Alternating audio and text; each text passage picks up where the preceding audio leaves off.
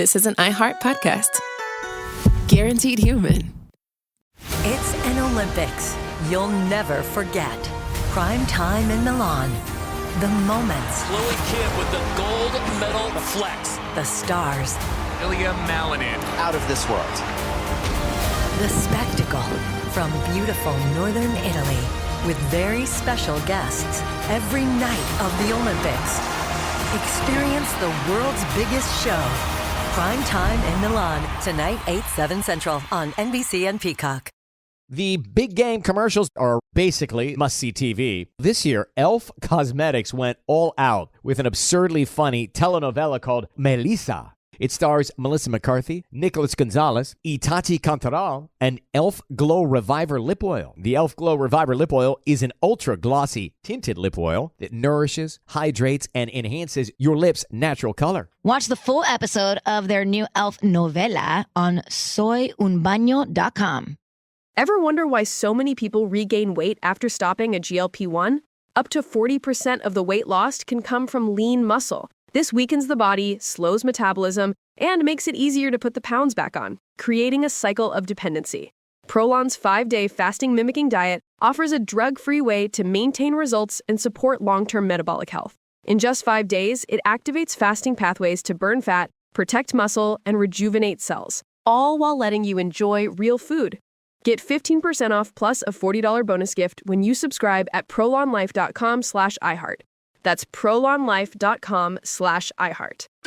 You see it instantly. It's Coldwater Creek, the mark of exceptional workmanship and signature touches inspired by a Mountain West heritage. Distinctive styles created from quality fabrics, silhouettes perfected with just the right drape, feel-good fits offering ease of movement, and thoughtful details to elevate your look. Coldwater Creek's authenticity is embodied in every piece, embracing its confident spirit that carries through to today. Discover Coldwater Creek clothing, designed to fit your life the way you want. For a wardrobe you can count on season after season, visit coldwatercreek.com. Shop the new spring collection at 20% off $75 or more with code IHEART20.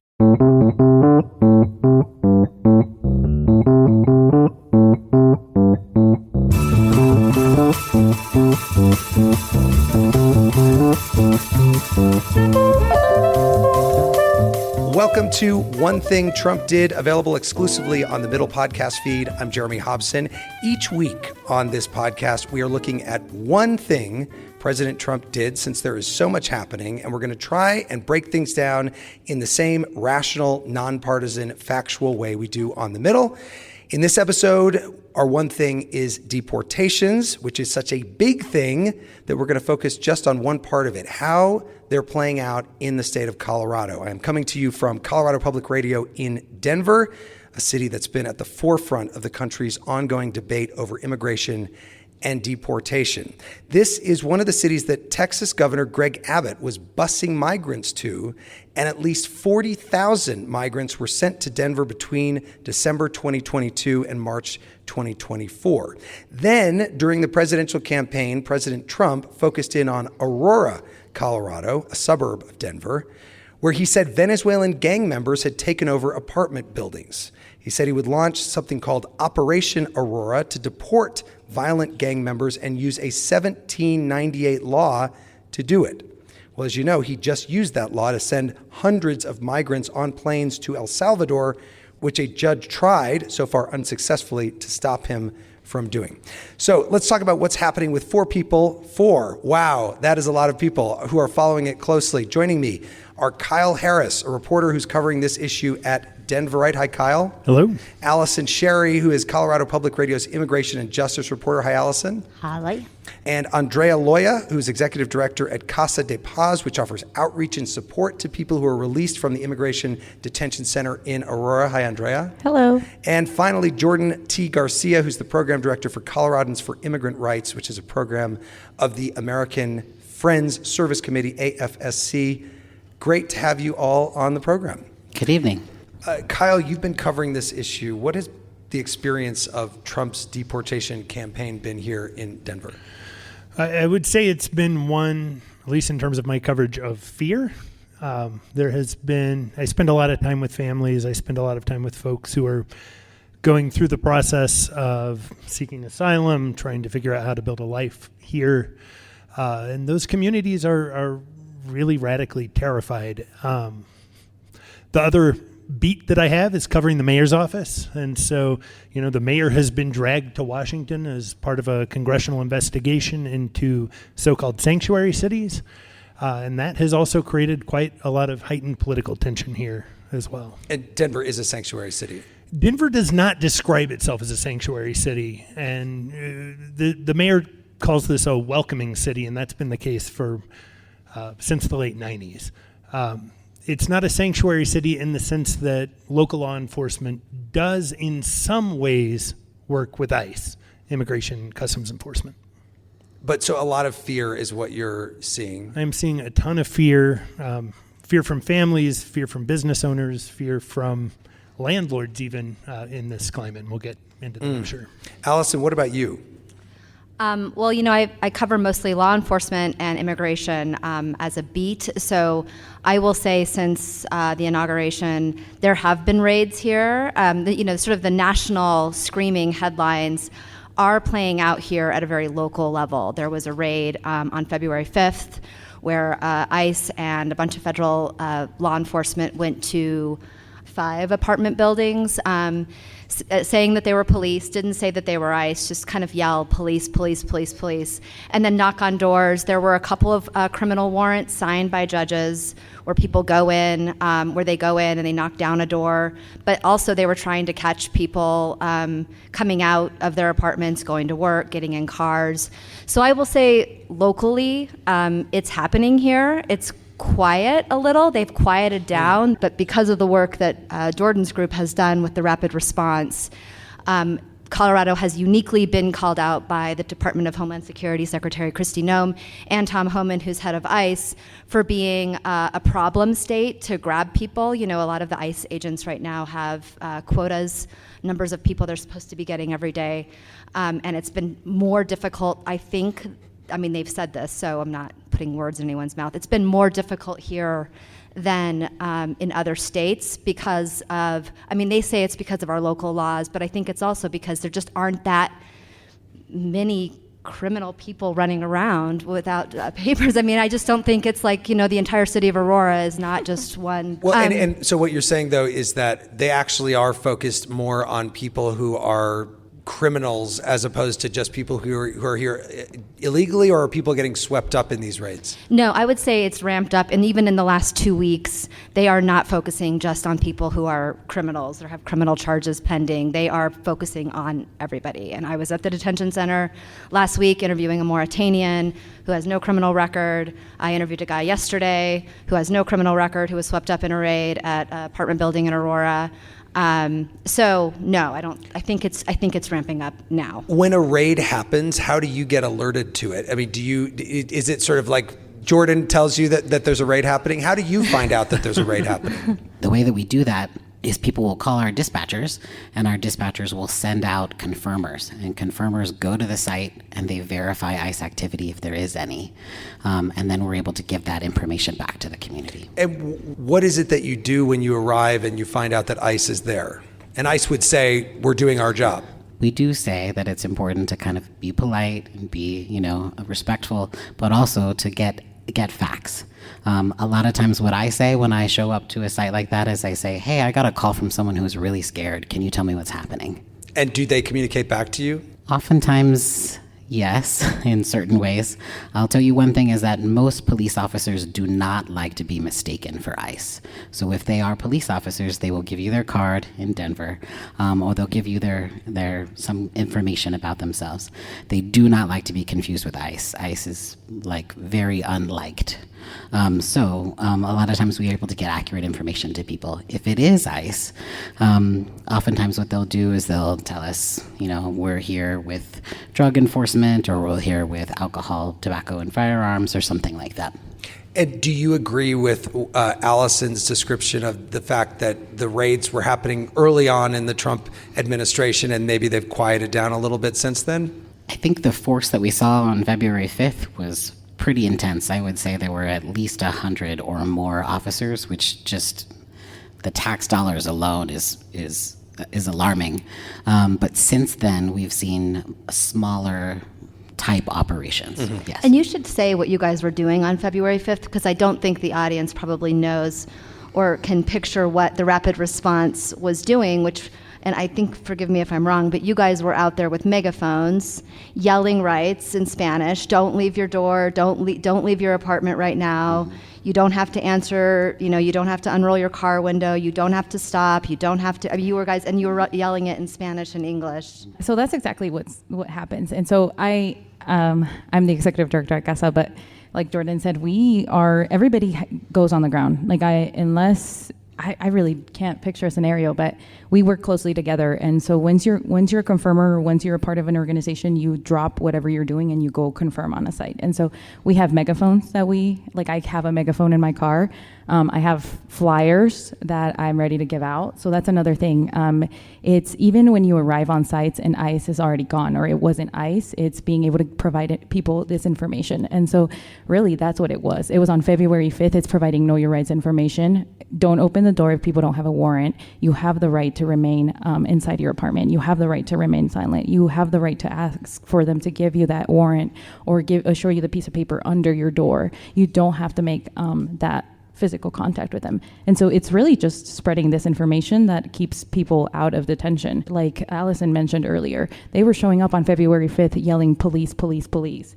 That's scary. The guy that she's talking about, ICE was yelling police, yeah. which is not correct, because they're ICE, technically, they're so ICE. A lot of people, I'm an immigrant. I was born in Mexico City, but I grew up in Aurora. And so when people talk about Aurora, it's very interesting because I actually grew up there.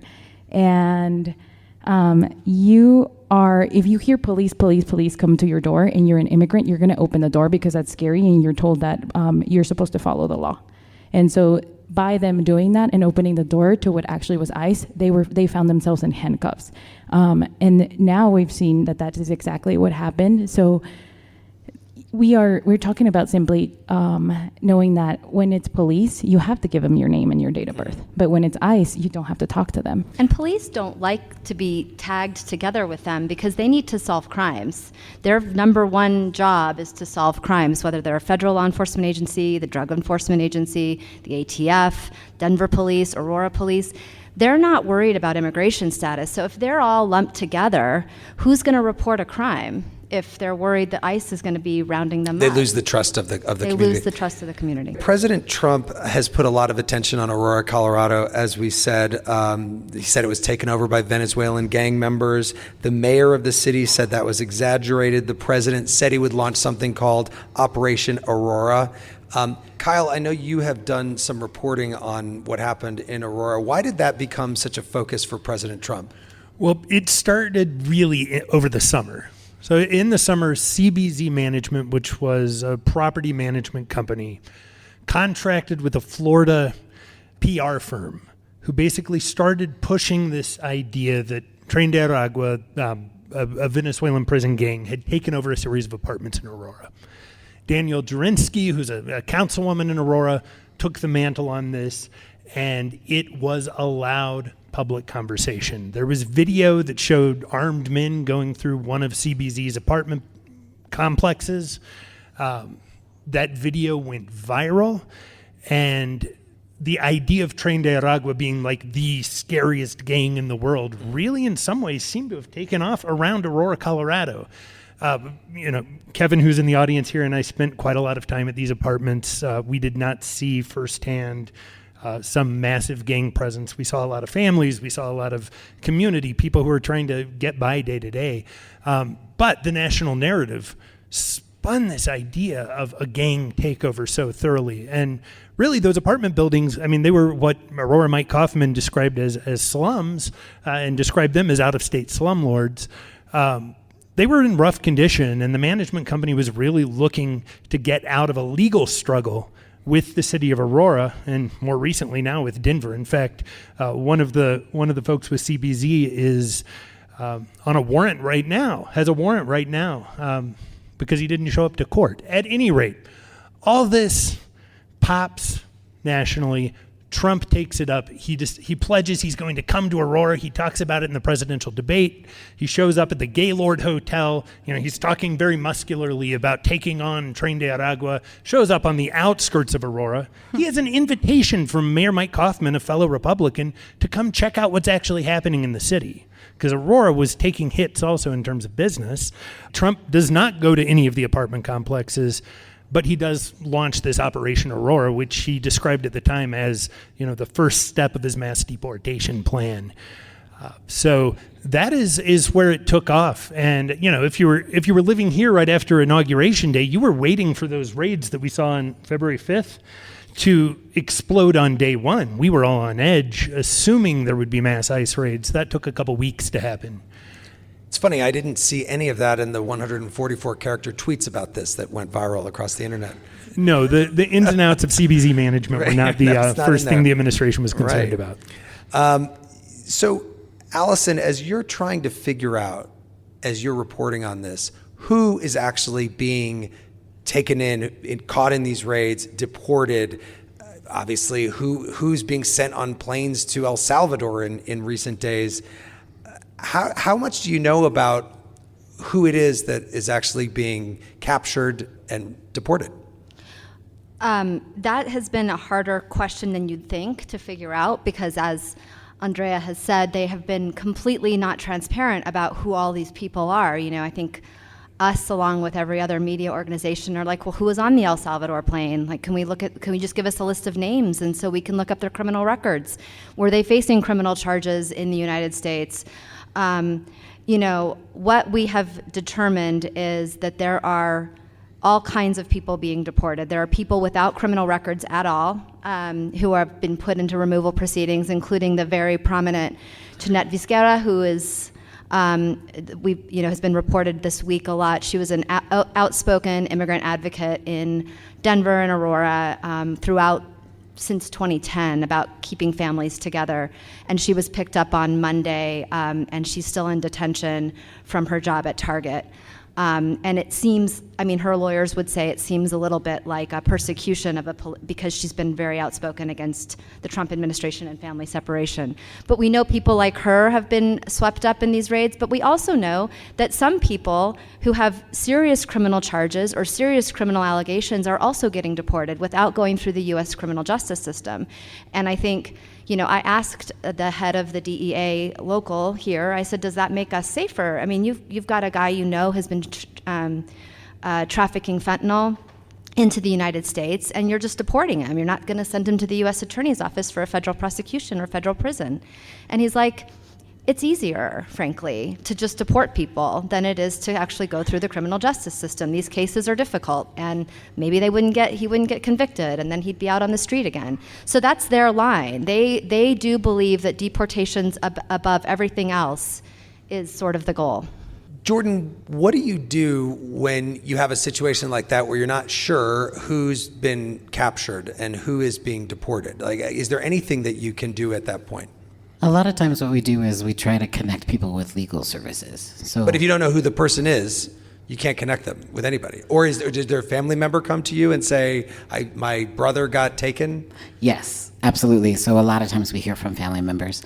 Sometimes ICE will pick somebody up on their way to work, and then their car will be kind of abandoned on the side of the road. And so then we'll leave information there about our hotline and have them call. A lot of times family members will come and they'll pick up that car and they'll call us from there. But yeah, once we have contact with a family member, we try to connect them with legal services. Kyle, the latest NBC News poll on President Trump's handling of immigration and border security still finds a majority of Americans, 53%, support him on what's going on.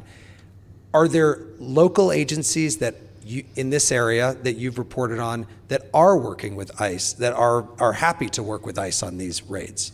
Sure. So Mayor Mike Johnston himself, before the congressional hearing, talked very specifically about the ways that Denver police will work with ICE. Law enforcement, despite a lot of thoughts and feelings about how Colorado's law enforcement is set up, they are not required not to work with ICE in certain ways.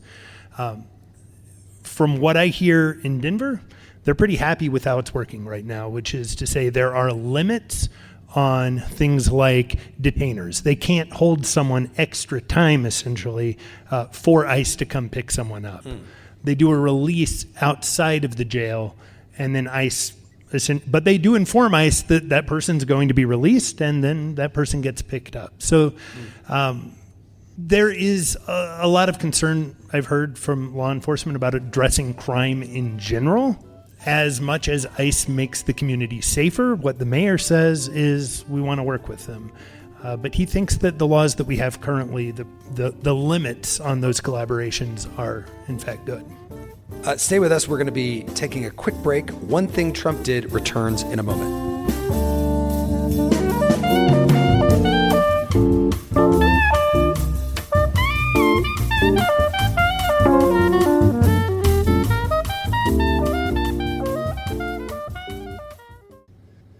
It's an Olympics you'll never forget. Prime time in Milan. The moments. Chloe Kim with the gold medal flex. The stars. Ilya Malinin. Out of this world. The spectacle from beautiful northern Italy with very special guests every night of the Olympics. Experience the world's biggest show. Prime time in Milan, tonight 8/7 Central on NBC and Peacock. You see it instantly. It's Cold Water Creek, the mark of exceptional workmanship and signature touches inspired by a Mountain West heritage. Distinctive styles created from quality fabrics, silhouettes perfected with just the right drape, feel-good fits offering ease of movement, and thoughtful details to elevate your look. Coldwater Creek's authenticity is embodied in every piece, embracing its confident spirit that carries through to today. Discover Coldwater Creek clothing, designed to fit your life the way you want. For a wardrobe you can count on season after season, visit coldwatercreek.com. Shop the new spring collection at 20% off $75 or more with code IHEART20. Welcome to the A Building. I'm Hans Charles. I'm Menelik Lumumba. It's 1969. Malcolm X and Martin Luther King Jr. had both been assassinated, and Black America was at a breaking point. Rioting and protests broke out on an unprecedented scale. In Atlanta, Georgia, at Martin's alma mater, Morehouse College, the students had their own protest. It featured two prominent figures in Black history, Martin Luther King Sr. and a young student, Samuel L. Jackson. To be in what we really thought was a revolution. I mean, people were dying. 1968, the murder of Dr. King, which traumatized everyone. The FBI had a role in the murder of a Black Panther leader in Chicago. This story is about protest. It echoes in today's world far more than it should, and it will blow your mind. Listen to the A Building on the iHeartRadio app, Apple Podcasts, or wherever you get your podcasts. This is Ryder Strong, and I have a new podcast called The Red Weather. It was many and many a year ago in a kingdom by the sea. In 1995, my neighbor, Anna Trainer, disappeared from a commune. It was hard to wrap your head around. It was nature and trees and praying and drugs. So no, I am not your guru. And back then, I lied to my parents, I lied to police, I lied to everybody. There were years, Ryder, where I could not say your name. I've decided to go back to my hometown in Northern California, interview my friends, family, talk to police, journalists, whomever I can, to try to find out what actually happened. Isn't it a little bit weird that they obsess over hippies in the woods and not the obvious boyfriend? They have had this case for 30 years. I'll teach you sons of to come around here with my wife. Boom, boom. This is The Red Weather. Listen to The Red Weather on the iHeartRadio app, Apple Podcasts, or wherever you get your podcasts. Welcome back to One Thing Trump Did, exclusively on the Middle podcast feed. I'm Jeremy Hobson, coming to you from Colorado Public Radio in Denver. This episode, we're talking with a panel of experts and reporters to see how the Trump administration's deportations are unfolding in and around the Denver area. I'm joined by Andrea Loya, Executive Director at Casa de Paz, Jordan T. Garcia, Program Director for Coloradans for Immigrant Rights, Denverite reporter Kyle Harris, and Colorado Public Radio Immigration and Justice reporter Allison Sherry. Kyle, let me go back to you and ask how these measures, the deportations, everything, the fear that you talked about, how have they impacted daily life in Denver, the economy? How are people coping with this, even if they're not worried for themselves or somebody that they know? Is it affecting the community and the economy? People are not showing up to shop. I've heard that from business owners who say our clientele's just not coming in and we're having a hard time making ends meet. Because they are here undocumented and they're worried they're going to be captured. Because folks are here undocumented or they're simply afraid of ICE. I mean, there are people who are here with citizenship who have told me they are afraid of being deported by ICE. People are just afraid for their friends. And that's a huge thing. Economically, the other thing is, you have a lot of people who have been renting, who are undocumented, who are here and documented, but in ways that maybe the Trump administration does not perceive as legal. Those folks are also really scared to go to work. And if people are scared to go to work, it's hard to pay rent. We're a city that a few years ago had encampments throughout our city center.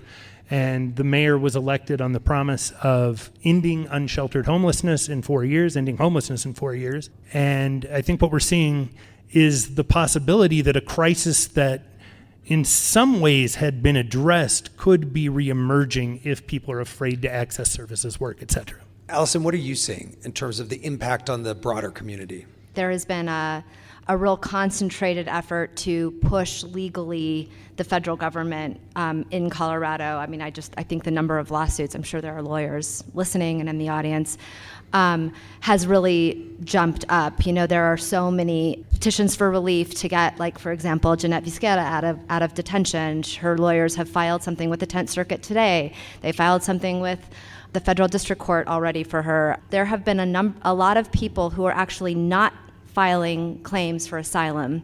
That has slowed down because I think anyone is saying, I'm not going to raise my hand and put my name down on a piece of paper for this federal government. I don't trust them, so I'm just going to live in the shadows. I'm not going to have any numbers, and I'm sure Andrea and Jordan can speak to that way better than me. But I think that's a very fascinating trend because it's almost deterring people from following the rules.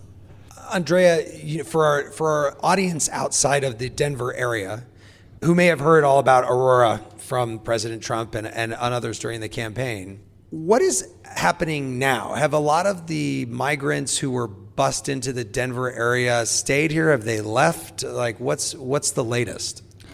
We saw a lot of people settle, but we also saw a lot of people leave. On our end, in the way that we see people, it's hard to get a good picture of how many people stay and how many people leave.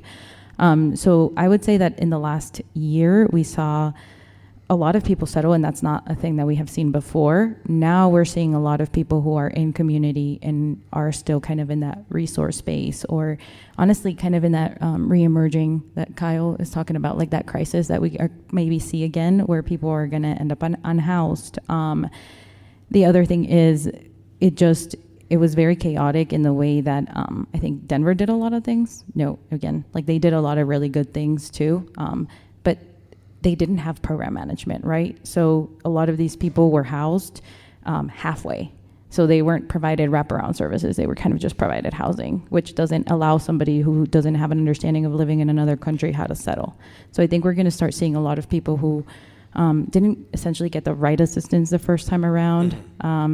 But on currently on our release end, we are just truly seeing a lot of what Allison is talking about. People with no criminal records, living in community for years and years and years, and then just going to work and getting caught up. These are the people that are getting picked up, not just here, but around the country. I would say I believe that the figure is something like 80% of the people who are here in the country illegally have been here for 10 years or more. It's not so much people that just showed up yesterday and arrived. Let me ask you, Jordan, how has this whole deportation, these raids, everything that's been happening in the last couple of months impacted Denver's immigrant community as a whole? Yeah, I mean, I would echo what Kyle shared, is that people are afraid. People are frustrated and afraid, and I think worried about each other. I will also say that I have seen people come out of the woodwork to say, hey, I was able to legalize my status, and I want to do what I can now. I want to be a dispatcher for your hotline. I want to talk to my legislators. I want to vote. I want to figure out how to have Know Your Rights trainings at my church. So even though there are a lot of people who are scared, which is absolutely true, I've also seen people really be incredibly courageous and generous with their time and energy to care for one another. Well, we hear from many of the people who are in that 53% on our show when we do shows about this topic. Let me just read you a couple of comments that have come in. Terry in Florida wrote to us and said, people say they want to come legally but seem completely unaware of how few visas are available and how absurdly difficult it is for people to enter. The immigration system is broken. I think you would probably agree with that as well. And then Sunny in Idaho said, I totally support all deportation of illegals. I think we should immediately begin the process to amend the Constitution to stop birthright citizenship, which we know President Trump wants to do. Our country is not rich. It is trillions in debt. We need to take care of our veterans, Native Americans, and inner city residents. We need to provide housing and food for are Americans. That's capitalized O-U-R. Kyle and Allison, let me ask each of you, are you hearing from people who agree? Because as we said, according to the polls, it's a majority of people nationwide. It may not be the case here in Denver, but nationwide. Kyle. Well, I'll give you a really sad example of this. I wrote a story recently about a family that we've been following since August when one of those apartment buildings I was talking about earlier was shuttered. The family is now facing eviction, has been struggling with that. And I wrote about that story, that struggle, and received an email from someone who had also experienced extremely traumatic eviction, who was a citizen, whose wife had died by suicide after an eviction, and who was furious with me that I had not covered their case, which I had, to be clear, had not known about, and I did invite that story. But he was furious that we talked about an immigrant being evicted rather than those economic concerns. And I think we're in a community, we are in a city that's increasingly unaffordable, where it's hard to figure out how to live here. And so there are people who have deep resentment toward the kind of funding that has gone to addressing newcomers here. It's interesting also thinking about some of the people that I talked to. John Fabricatori, who's the former field director for ICE. I was speaking to him yesterday, and he is gleeful about what's happening in terms of deportations. Interestingly, you were talking about the transparency of the Trump administration and naming who's been deported to El Salvador, to those really intensely brutal prisons. And he too shares the interest in knowing who those people were, what their specific crimes were. I think at the end of the day, we can get in these kind of two-sided political fights often. What I hear when I talk to people are a basic sense of desperation that is shared across communities. Often resentment melts into empathy, and the longer a conversation goes on, the closer people wind up actually getting to some shared position, a desire for immigration reform, right? Like many people acknowledge, it is very difficult to get into this country in a very clean-cut legal way. We have not had meaningful immigration reform in decades. And by the way, the last time there was meaningful immigration reform, which was under President Reagan, the answer to the people who are in the country illegally was to give them amnesty. That's what they did. There's a great debate between Bush and Reagan that I encourage you all to look up and watch. And you hear them both trying to one-up each other on who is more welcoming to immigrants. Right. And in fact, it's important to remember that in the 1990s, it was the Democratic Party that had a very similar message to Trump. The Clinton administration had a tough on criminal immigrants perspective and passed some of the strictest immigration laws that you all are probably now dealing with the consequences of. Obama, right, got the nickname Deporter-in-Chief. Right. The Democratic headquarters here were taken over by immigrant rights activists. This, interestingly, isn't a partisan issue. The country has come in ebbs and flows. The parties have. Yes, and I think President Trump was able to get probably a lot of Democrats and independents to go along with him on this issue, even if they may not have been with him on other things. Allison, finally to you on this. Yeah, I mean, I'm very sympathetic to people being concerned about the in-migration in 2023 and 2024 because it was completely chaotic. I mean, we have a Texas governor shipping people on buses to Denver, and they didn't even know what Denver was. I mean, and then they're showing up in December in the middle of the night outside of City Hall. They're showing up at Martha's Vineyard. They're showing up at the outside of the vice president's house in DC. I mean, it was pure chaos. And I think if you're just a regular person, you're like, what in the world is going on? I'm very sympathetic to people who just want to come for a better life, but it was the biggest in-migration in the history of the United States. It was bigger than it was during Ellis Island, even on a per capita basis. So you see what the issues were, and there were fears, and I don't think there has been enough transparency with either party about how to solve some of these issues. That's just a personal opinion, but I will say there's going to be, if they're starting to do mass work site immigration enforcement actions where they go to a work, which I've heard from sources in deep federal government circles that is coming, if HSI, which is Homeland Security Investigations, shows up at a workforce site and starts to just deport people or put people in geo, if this starts to affect the economy, it seems like people are going to care. Like, I just think it's an economic thing, and I think for some reason Americans are really going to care if this really does start to shut down the economy. If Mar-a-Lago doesn't have any workers or any workforce anymore, that's going to affect people. I'll also say that law enforcement, which is not a big group of fuzzy liberal people generally, are concerned about this a little. They're starting to become concerned. If DAs have criminal cases against people, if there are people who are victims of crimes, if there are people who are witnesses of crimes, and they can't come to court or because they got deported already, or they can't come to court because they're fearful, it's going to screw up the local law enforcement system, both at the federal level and at the local level. And if that starts to happen regularly, and it's starting to happen, we're tracking it, we've got a whole database, we're tracking it. But if that starts happening on the regular, you'll start seeing police chiefs, you'll start seeing, Republican district attorneys stand up and say, ICE can't interfere with us, like they need to back off. In terms of the economic impact, we all got a taste of that during COVID-19 when immigration was basically shut down in this country for a while. And you noticed it every time you went to, if you could go to a restaurant, after the restaurants reopened again, you did notice it every time you went to a restaurant, the amount of people in this country that are immigrants, and many of them undocumented, but play a very prominent role in our economy. Any members of our studio audience, if you could let us know your first name and where you live and ask your question.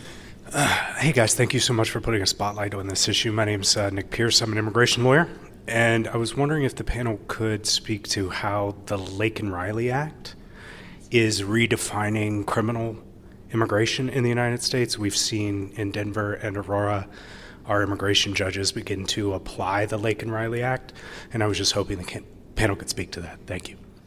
When we talk about the Laken Riley Act, we're talking about just like the presumption that the crime was committed. And so somebody can be essentially arrested for the allegation that there was a crime. Now, if you are by now you should be a little bit familiar with immigration, but immigration is such a lottery system for folks. That's why the whole legal pathway to citizenship. There's all these arguments that just don't work because this immigration system just does not work that way. And so what's going to happen with people who allegedly commit crimes is they're going to end up being deported before they can even actually go through a trial.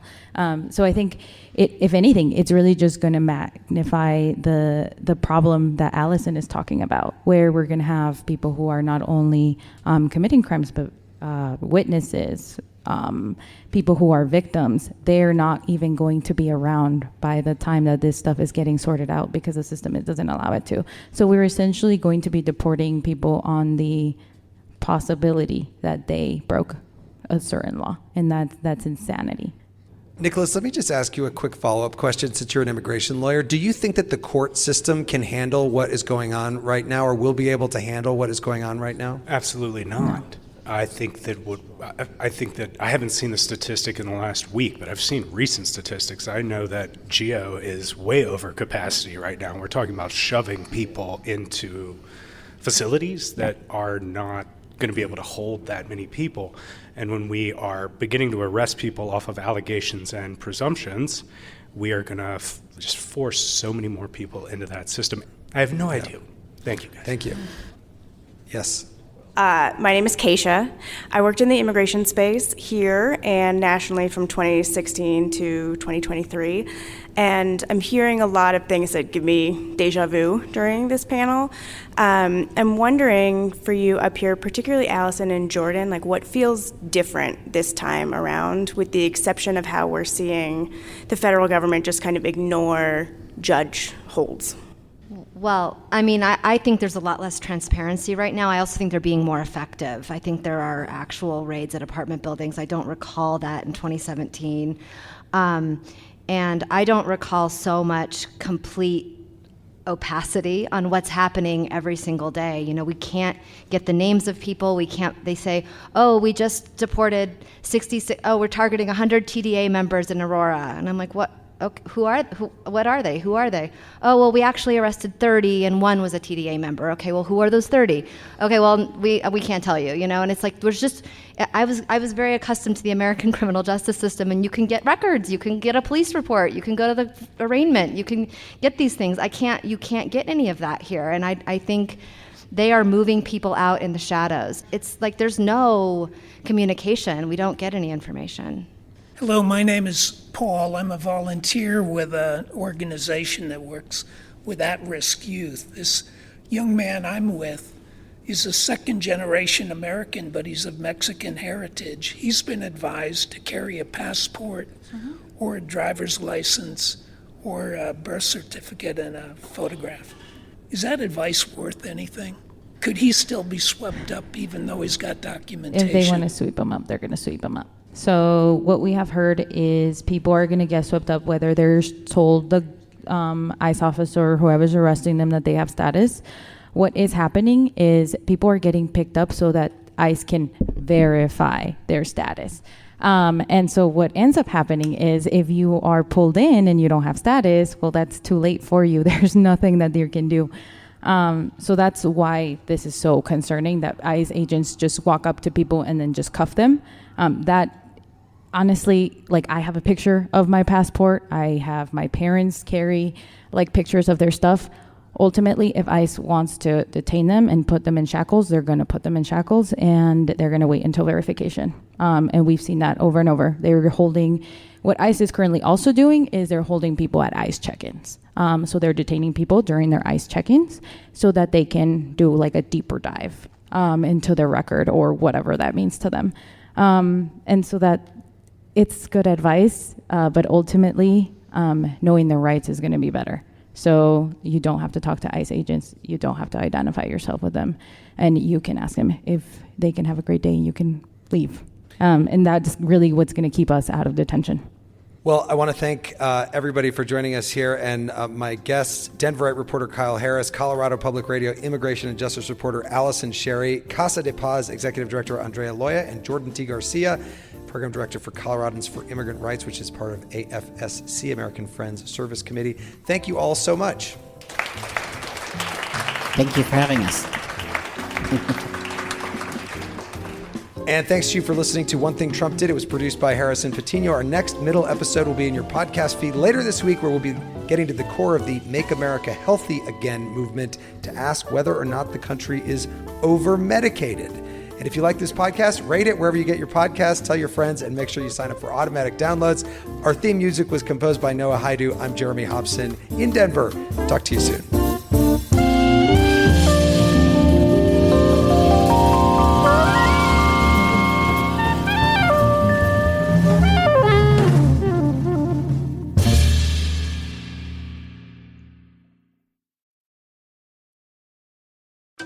You see it instantly. It's Coldwater Creek, the mark of exceptional workmanship and signature touches inspired by a Mountain West heritage. Distinctive styles created from quality fabrics, silhouettes perfected with just the right drape, feel-good fits offering ease of movement, and thoughtful details to elevate your look. Coldwater Creek's authenticity is embodied in every piece, embracing its confident spirit that carries through to today. Discover Coldwater Creek clothing, designed to fit your life the way you want. For a wardrobe you can count on season after season, visit coldwatercreek.com. Shop the new spring collection at 20% off $75 or more with code IHEART20. Over the last couple years, didn't we learn that the folding chair was invented by Black people because of what happened in Alabama? The Montgomery Brawl. This Black History Month, the podcast Selective Ignorance with Mandy B unpacks Black history and culture with comedy, clarity, and conversations that shake the status quo. The Crown Act in New York was signed in July of 2019, and that is a bill that was passed to prohibit discrimination based on hairstyles associated with race. To hear this and more, listen to Selective Ignorance with Mandy B from the Black Effect Podcast Network on the iHeartRadio app, Apple Podcasts, or wherever you get your podcasts. 1969. Malcolm and Martin are gone. America is in crisis. And at Morehouse College, the students make their move. These students, including a young Samuel L. Jackson, locked up the members of the Board of Trustees, including Martin Luther King Sr. It's the true story of protest and rebellion in Black American history that you'll never forget. I'm Hans Charles. I'm Menelik Lumumba. Listen to The A Building on the iHeartRadio app, Apple Podcasts, or wherever you get your podcasts. 14 years in prison for killing a young woman. A 15-year sentence for a crash that caused 3 deaths. 12 and a half years for killing a child and critically injuring her mother. All true stories, all caused by marijuana-impaired drivers. No matter what you tell yourself, if you feel different, you drive different. So, if you're high, just don't drive. Brought to you by NHTSA and the Ad Council. This is an iHeart podcast. Guaranteed Human.